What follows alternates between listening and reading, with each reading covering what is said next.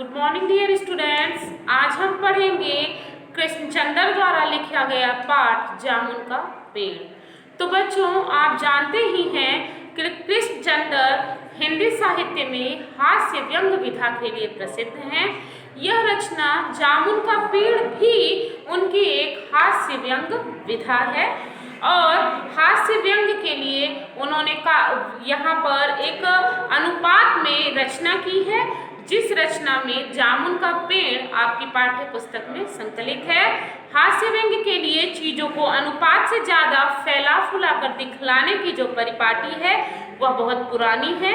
यह कहानी भी उसका ही अनुपालन करती है, इसलिए यहाँ घटनाओं की अतिशयोक्तिपूर्ण और अविश्वसनीय जान पड़ने वाली स्थिति आती है, तो इसमें कोई हैरत नहीं है।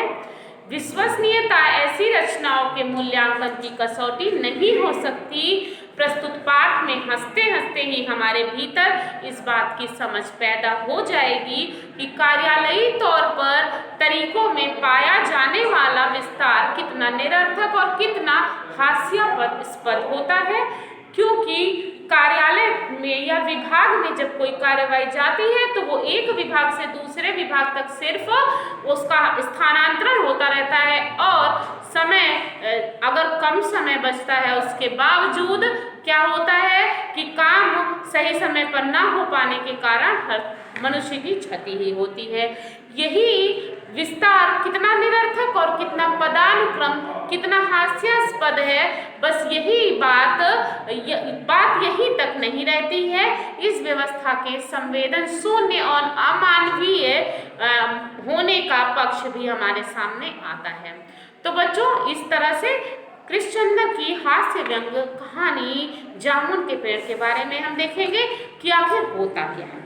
क्या होता है, एकाएक रात का समय था। रात के समय आवाज आती है, जोर से आवाज आती है, और क्या होता है, सेक्रेटरिएट के लॉन में एक बड़ा जामुन का पेड़ है जो कि गिर जाता है। तो जामुन के पेड़ के गिर जाने से जोर से आवाज आती है।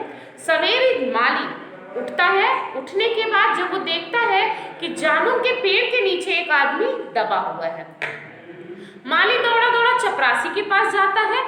चपरासी दौड़ा दौड़ा क्लर्क के पास जाता है। क्लर्क दौड़ा दौड़ा सुपरिटेंडेंट के पास जाता है और सुपरिटेंडेंट दौड़ा दौड़ा बाहर लॉन में आता है। फिर मतलब किस तरह से विभागीय कार्यवाही के चक्कर में एक व्यक्ति दूसरे के पास दौड़ दौड़ कर जाता है, लेकिन उस पेड़ के नीचे दबे हुए व्यक्ति को निकालने या देखने का प्रयास कोई नहीं करता है। वो सब अपने से बड़े अधिकारियों के पास जाते हैं। फिर क्या होता है, मिनटों में पेड़ के नीचे दबे हुए आदमी के चारों ओर भीड़ इकट्ठी हो जाती है। फिर सब क्या कहते हैं, देखिएगा किस प्रकार से सब कहते हैं, बेचारा जामुन का पेड़ कितना फलदार था। क्लर्क की आवाज आती है कि जामुन का पेड़ तो कितना फलदार था, और इस दूसरा बोलता है, अरे इसकी जामुन तो कितनी रसीली होती थी। ठीक है, फिर क्या होता है, वो बोलता है कि फलों का मौसम होता था तो मैं झोली भर भर कर जामुन अपने घर लेकर जाता था। मेरे बच्चे खुश हो जाते थे और बहुत खुशी से खाते थे। तो इसके बाद तीसरा आदमी क्लर्क बोलता है थोड़ा रुआसा होकर के, तो वो कहता है मगर ये आदमी, तो माली ने उस पेड़ के नीचे दबे हुए आदमी की ओर इशारा किया। तो सुपरिटेंडेंट भी सोच में पड़ गया कि हाँ यह आदमी। फिर क्या होता है, एक आदमी बोलता है कि मर गया होगा, इतना भारी पेड़ अगर किसी के ऊपर गिर जाएगा तो उसकी क्या स्थिति होगी। वो कहता है मर गया होगा, बच कैसे सकता है। दूसरा चपरासी यही जवाब देता है। तब तक क्या होता है कि पेड़ को वो बोलता है, आदमी जो पेड़ के नीचे दबा है वो खुद बोलता है नहीं नहीं मैं जिंदा हूँ। और दबे हुए आदमी ने बड़ी कठिनता से बड़े कराहते हुए स्वर में कहा जिंदा हूँ।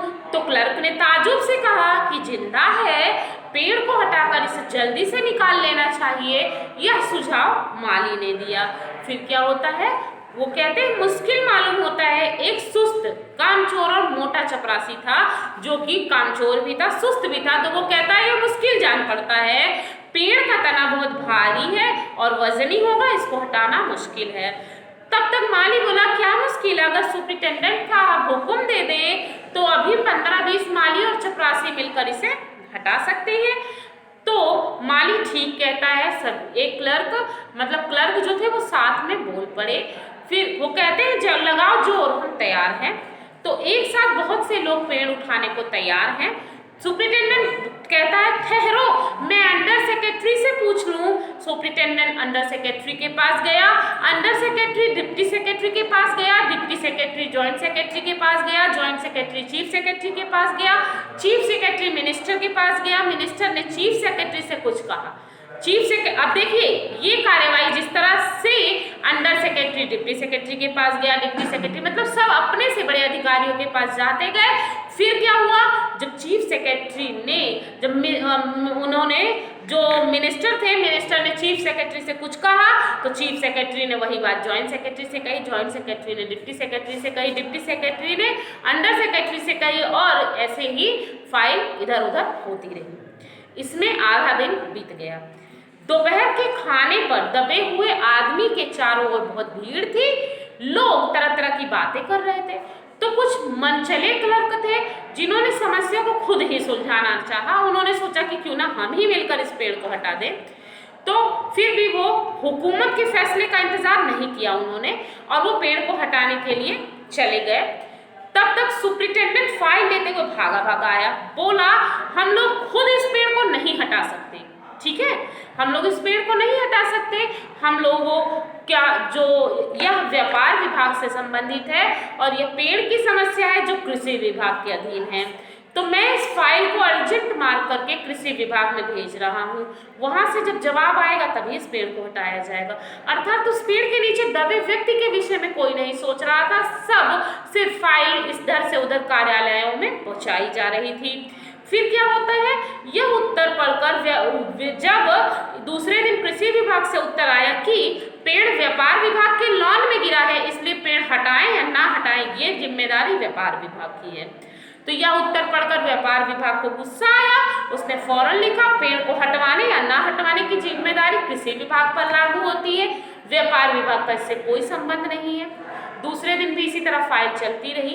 शाम को जवाब आ गया, हम इस मामले को हॉर्टिकल्चर डिपार्टमेंट के हवाले कर रहे हैं क्योंकि यह एक फलदार पेड़ है और फलदार पेड़ों का मामला हॉर्टिकल्चर डिपार्टमेंट देखता है। तो फिर क्या होता है, एग्रीकल्चर डिपार्टमेंट अनाज और खेतीबाड़ी के मामले का फैसला करते हैं।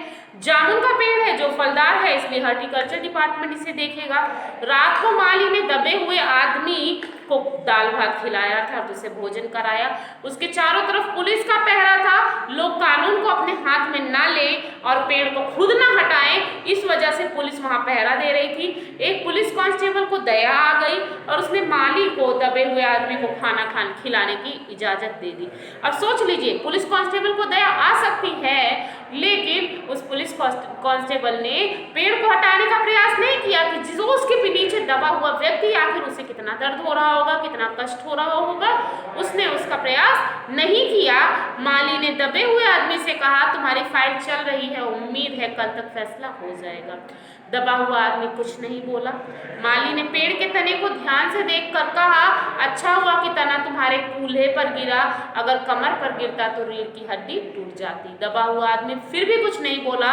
माली ने फिर कहा कि तुम्हारे यहाँ कोई वारिस है तो मुझे उसका आता पता बताओ, मैं उसे खबर देने की कोशिश करूँगा। तो उस व्यक्ति ने कहा मैं लावारिस हूँ। दबे हुए आदमी ने बड़ी मुश्किल से कहा। तीसरे दिन हॉर्टिकल्चर डिपार्टमेंट से जवाब आया। बड़ा कड़ा और व्यंग्यपूर्ण जवाब था। हॉर्टिकल्चर डिपार्टमेंट का जो सेक्रेटरी था वो साहित्य प्रेमी था और उसने लिखा आश्चर्य है इस समय जब हम पेड़ लगाओ स्कीम ऊंचे स्तर पर चला रहे हैं तो हमारे देश में ऐसे सरकारी अफसर मौजूद हैं जो पेड़ों को काटने का सुझाव देते हैं, और वह भी एक फलदार पेड़ को, वह भी जामुन के पेड़ को जिसके फल जनता बड़े चाव से खाती है। हमारा विभाग किसी हालत में फलदार वृक्ष को काटने की इजाजत नहीं दे सकता। अब क्या किया जाए? इस पर एक मनचले ने कहा अगर पेड़ काटा नहीं जा सकता तो इस आदमी को ही काट कर निकाल लो। यह देखिए। फिर उस आदमी की तरफ इशारा किया, अगर इस आदमी को ठीक बीच में से यानी धड़ से काटा जाएगा तो आधा आदमी इधर से आधा उधर से निकल जाएगा, आधा आदमी इधर उधर से निकल जाएगा और पेड़ वहीं का वहीं रहेगा।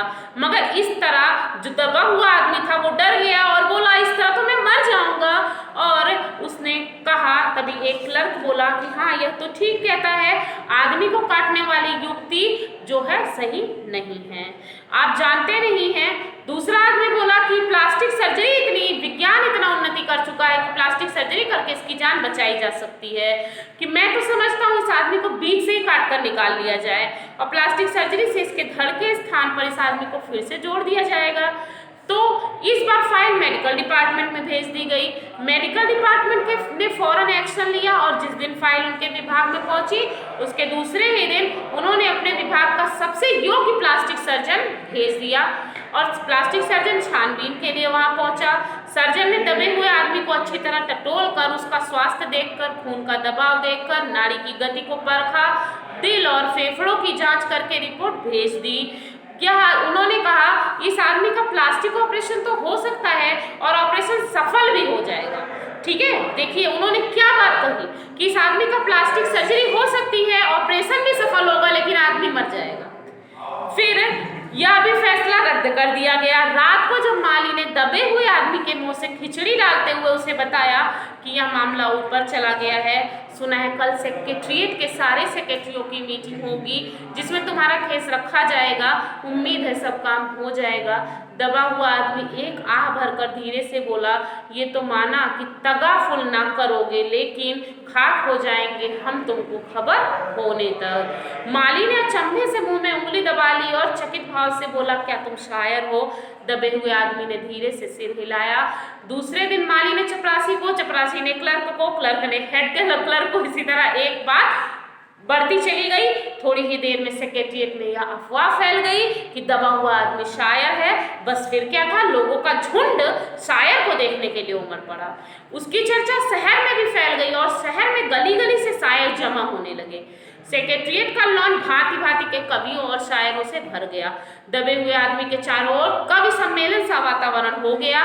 सेक्रेटरिएट के कई क्लर्क और अंडर सेक्रेटरिएट भी साहित्य और कविता का से जिन्हें लगाव था वो वहां पर रुक गए। कुछ शायर ने दबे हुए आदमी को अपनी कविताएं और दोहे सुनाने लगे। कई क्लर्क उसको अपनी कविता की आलोचना करने को मजबूर करने लगे। जब पता चला कि दबा हुआ आदमी एक कवि है तो सेक्रेटरिएट में सब कमेटी को फैसला किया, चूंकि दबा हुआ आदमी एक कवि है इसलिए इस फाइल का संबंध न एग्रीकल्चर डिपार्टमेंट से है, न हार्टिकल्चर डिपार्टमेंट से है, बल्कि सिर्फ कल्चरल डिपार्टमेंट से है। कल्चरल डिपार्टमेंट से अनुरोध किया गया कि जल्द से जल्द मामले को फैसला करके कवि को इस फलदार पेड़ से छुटकारा दिलाया जाए। फाइल कल्चरल डिपार्टमेंट में अनेक विभागों से गुजरती हुई साहित्य अकादमी के सेक्रेटरी के पास पहुंची।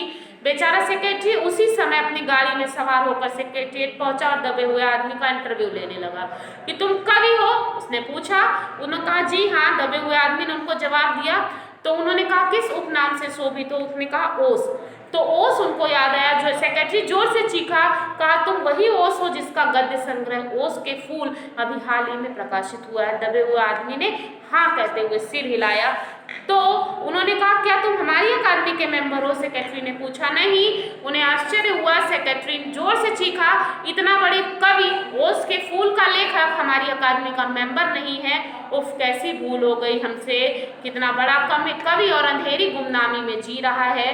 तो उन्होंने कहा गुमनामी में नहीं जी रहा हूँ, सिर्फ एक पेड़ के नीचे दबा हुआ हूँ, मुझे इस पेड़ के नीचे से निकालिए।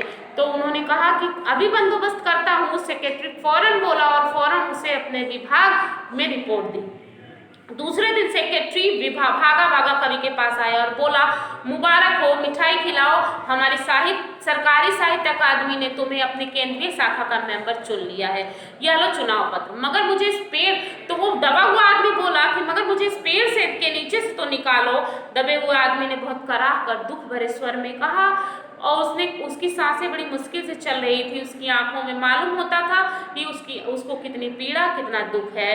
फिर वो कहता है कि हम यह नहीं कह सकते, सेक्रेटरी ने कहा, और जो हम कर सकते थे हमने कर दिया, अर्थात हमने तुम्हें अपनी साहित्य अकादमी का मेंबर बना लिया, तुम्हारी बीवी को वजीफा दे सकते हैं, अगर तुम मर जाओगे तो तुम्हारी पत्नी को वजीफा दे सकते हैं, अगर तुम दरख्वास्त दो तो हम वह भी कर सकते हैं। तो उसने कहा मैं तो अभी जीवित हूँ, मुझे जिंदा रखो। मुसीबत यह है कि सरकारी साहित्य अकादमी का सेक्रेटरी हाथ मलते बोला, हमारा विभाग सिर्फ कल्चर से संबंधित है, पेड़ काटने का मामला दवात से नहीं, आरी कुल्हाड़ी से संबंधित है, इसके लिए हमने फॉरेस्ट डिपार्टमेंट को लिख दिया है और अर्जेंट लिखा है। शाम को माली ने दबे हुए आदमी को बताया कि कल फॉरेस्ट डिपार्टमेंट के आदमी आकर इस पेड़ को काट देंगे और तुम्हारी जान बच जाएगी। माली बहुत खुश था, दबे हुए आदमी का स्वास्थ्य जवाब दे रहा था, मगर वो किसी तरह अपने जीवन से लड़े जा रहा था। कल सवेरे तक किसी तरह उसे जीवित रहना था। दूसरे दिन जब फॉरेस्ट डिपार्टमेंट के आदमी आरी कुल्हाड़ी लेकर पहुंचे तो उनको पेड़ काटने से रोक दिया गया। मालूम हुआ कि विदेश विभाग से हुक्म आया है और कि इस पेड़ को ना काटा जाए। कारण था कि इस पेड़ को 10 साल पहले पीटोनिया राज्य के प्रधानमंत्री ने सेक्रेटेरिएट के लॉन में लगाया था। अब अगर यह पेड़ काटा गया तो इस बात का काफी अंदेशा था कि पीटोनिया सरकार से हमारे संबंध सदा के लिए बिगड़ जाएंगे। मगर एक आदमी की जान का सवाल है, एक क्लर्क ने जब चिल्लाया तो दूसरी ओर से दो राज्यों के संबंधों का सवाल, इस तरह से वाद विवाद होने लगा। और क्या हुआ कि पीटोनिया सरकार हमारे राज्य को कितनी सहायता देती है, हम उनकी मित्रता की खातिर एक आदमी के जीवन का त्याग नहीं कर सकते, कवि को मर जाना चाहिए, इस तरह का जवाब आता है। और अंडर सेक्रेटरी ने सुप्रिंटेंडेंट को बताया कि आज सवेरे प्रधानमंत्री दौरे से वापस आ गए हैं, आज 4 बजे विदेश विभाग इस पेड़ की फाइल उनके सामने पेश करेगा और जो फैसला वो देंगे वो सबको स्वीकार होगा। शाम के 5 बजे स्वयं सुप्रिंटेंडेंट कवि की फाइल लेकर उसके पास आते हैं। सुनते हो, आते ही वह खुशी से सिर हिलाते हुए चिल्लाया, प्रधानमंत्री ने इस पेड़ को काटने का हुक्म दे दिया और इस घटना की सारी अंतर्राष्ट्रीय जिम्मेदारी अपने ऊपर ले ली है। कल पेड़ को काट दिया जाएगा, तुम इस संकट से छुटकारा पालोगे। सुनते हो, आज तुम्हारी फाइल पूर्ण हुई। मगर कवि का हाथ ठंडा था, आंखों की पुतलियां निर्जीव और चींटियों की तरह लंबी बात उसके मुंह में जा रही थी, अर्थात उसके जीवन की फाइल पूर्ण हो चुकी थी, उसके जीवन की फाइल समाप्त हो चुकी थी। अर्थात किस तरह से विभागीय कार्यवाही की लापरवाही के चलते एक व्यक्ति की जान चली गई और व्यक्ति की जान की कीमत किसी ने भी नहीं देखी कि आखिर उस पेड़ से ज्यादा कीमती वह व्यक्ति है जो उसके नीचे दबा हुआ था। और जब फैसला आया तो बहुत देर हो चुकी थी और वह व्यक्ति मर चुका था। चींटियों की लंबी कतारें उसके मुंह में जा रही थी, उसकी सांसें थम चुकी थी। तो इस तरह से बच्चों आपका पाठ पूरा हुआ। मिलते हैं अगले पाठ के साथ अगले वीडियो में। Thank you.